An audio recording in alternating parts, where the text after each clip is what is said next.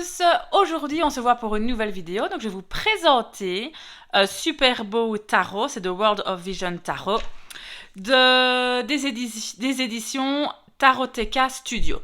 Je vous ai présenté d'ailleurs la fois d'avant le The Dark Mansion Tarot, celui-ci, qui vient exactement du même endroit, donc c'est des super beaux jeux, les graphismes sont magnifiques.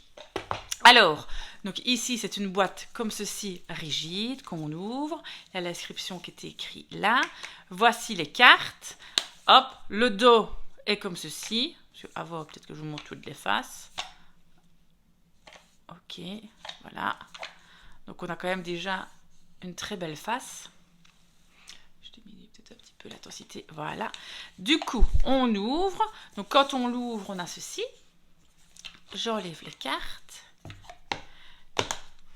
Nous avons des tranches dorées. Donc, toujours assez beau, ça fait toujours son petit effet, des tranches dorées. Et alors, point de vue qualité de carte, ben là, c'est comme je vous disais dans le Dark Mansion Tarot, elles sont relativement fines. Je vais comparer avec le Dark Mansion Tarot. Alors, ça c'est le Dark Mansion, ça c'est The World. Vous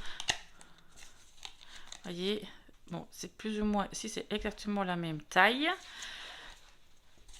Elles sont quand même fort fines aussi. Donc j'ai peur que la dorure s'en aille assez vite et qu'elle s'abîme assez vite.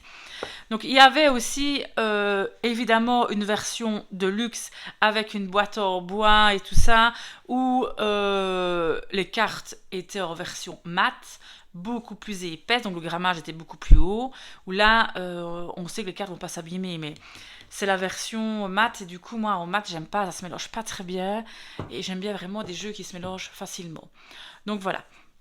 Donc ici on va un petit peu regarder, on va présenter les cartes, donc évidemment pour une fois, encore une fois je commence à m'améliorer, il est dans l'ordre. Donc voici un peu le style graphique, je me rapproche un petit peu. Donc là on a le fou, la belle carte du magicien, on voit bien les 4 éléments, je trouve qu'elle est très représentative. La grotte prêtresse. Regardez-moi la belle impératrice ici. Donc on voit vraiment tout ce qui est fertilité, la beauté. L'empereur bien installé sur son trône. En plus il est sur assez imposant. Le hiérophante. Les amoureux. Très belle carte des amoureux. Chariot. Regardez-moi cette belle carte de la force. Bon, l'ermite, vous savez que moi j'aime bien regarder l'ermite, hein, mon numéro 9 c'est mon numéro, donc la carte de l'ermite, c'est une carte que je regarde à chaque fois. La roue de fortune. La carte de la justice est assez impressionnante, carrément avec cette lame qui lui traverse dans la bouche, là. J'ai jamais vu une carte de la justice comme ça, mais franchement elle est belle. Le pendu. La mort, ou l'arcane sans nom. La belle carte de la tempérance. Le diable, magnifique aussi. La tour. Donc on voit bien ici, j'aime bien quand la tour, il y a des éclairs sur la tour. Donc j'aime bien vraiment, bon je suis assez traditionnelle point de vue tarot, j'aime bien qu'on respecte les règles du Rider-Waite. Donc ici, enfin, en tout cas pour le moment, je trouve que c'est mais nickel quoi. L'étoile. La lune.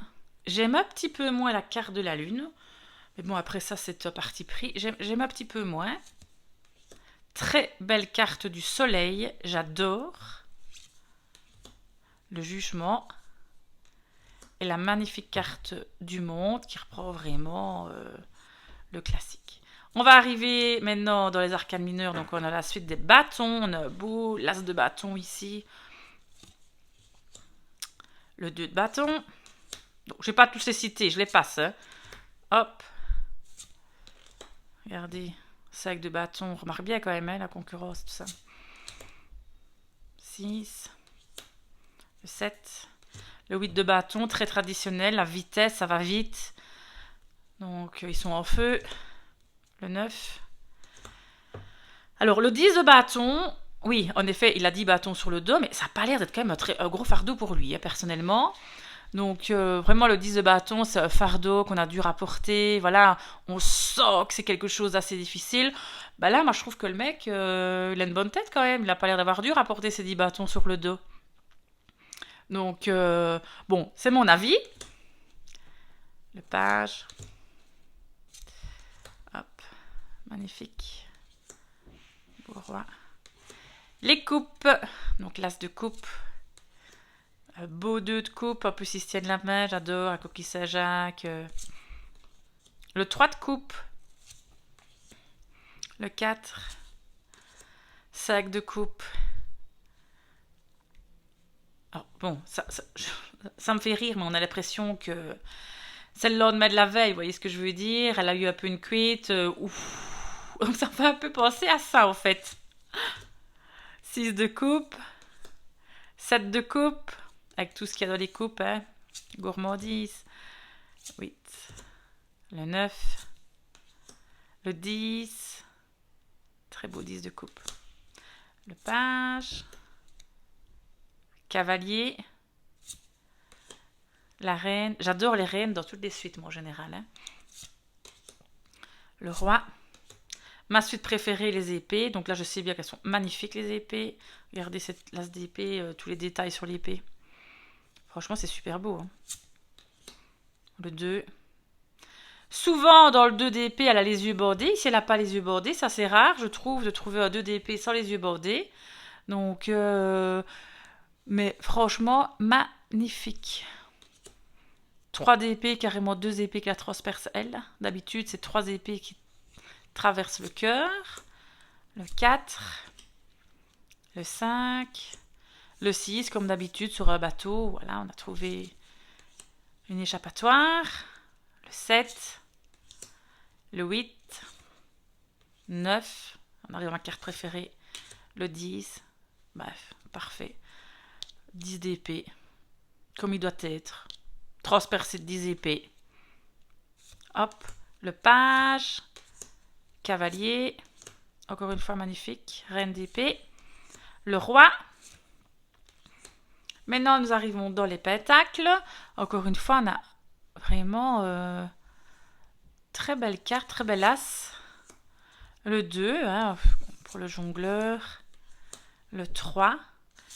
J'aime beaucoup l'effet celtique dans les pentacles. Vous voyez, fort la nature, c'est fort vert. Puis l'ambiance celtique. Donc, c'est vraiment très très beau. C'est ça que j'aime bien, parce que chaque fois, dans chaque suite, c'est chaque fois des thèmes différents. Donc, dans les épées, on était plus par rapport à l'Asie. Ben, ici, on est plus par rapport à tout ce qui est celte. Donc, vraiment très, très beau. Regardez ça. Magnifique reine encore. Et alors, même l'arrière des cartes, tout est super travaillé. C'est pas que le personnage. L'arrière des cartes, il y a toujours des détails un peu partout. Donc, c'est vraiment le contour ici. Sur toutes les cartes. Donc voilà, là c'est la dernière, le roi de pentacle. Mais on a vraiment un très très très beau jeu. Donc je vais, comme d'habitude, le mélanger, voir comment est-ce qu'il se mélange. Mais je suis sûre qu'il va bien se mélanger parce que c'est comme le Dark Mansion Tarot. Donc je sais que ça se mélange parfaitement, voilà. Mais je sens que les cartes sont quand même relativement fines, donc il faut faire attention de ne pas les plier. Donc on mélange quand même délicatement. Moi j'aime bien faire le... Vous voyez, mélanger comme dans les casinos là. Alors là je sais bien que ça va bien aller. Attendez, je me tente avec. Et là le problème avec des jeux comme ça, ben, je risque de les abîmer bien plus vite. Et moi j'aime bien mélanger comme ça. Je trouve que ça mélange le jeu direct. Et alors si je l'étale, ben, il va bien s'étaler. Hein. Il s'étale super bien, évidemment. Hop! Voilà le magnifique jeu de World of Vision Tarot. Franchement, si vous aimez bien ces graphismes-là, je vous le conseille. Alors, ben voilà, c'est simplement les cartes qui sont relativement fines. Ça ne me dérange pas plus que ça, parce que pour le mélanger, du coup, c'est quand même assez facile. Le tout, c'est qu'il faut savoir que la dorure, elle va partir beaucoup plus vite qu'un autre, à cause que les cartes sont beaucoup plus fines. Si vous voulez des plus épaisses, prenez peut-être la version mat, qui évidemment coûte un peu plus cher. Et il y a aussi une version carte plus grande, Je vous montrerai, j'ai un autre de là qu'il faut que je le retrouve, il est dans mes armoires. J'ai carrément la boîte en bois et j'ai la version vraiment grande carte en mat. Donc je vous montrerai ça peut-être dans la prochaine vidéo ou dans 2-3 vidéos, je vais le ressortir. Il est magnifique. Donc voilà, je vais comme d'habitude le ranger dans sa petite boîte. Et moi je trouve que les petites boîtes comme ça, pile poil à la taille du jeu, c'est parfait hein, pour le transporter. Hop, avec un aimant, c'est encore mieux. Voilà, merci beaucoup de m'avoir écouté. Je vous passe passez une super bonne journée. Salut, au revoir.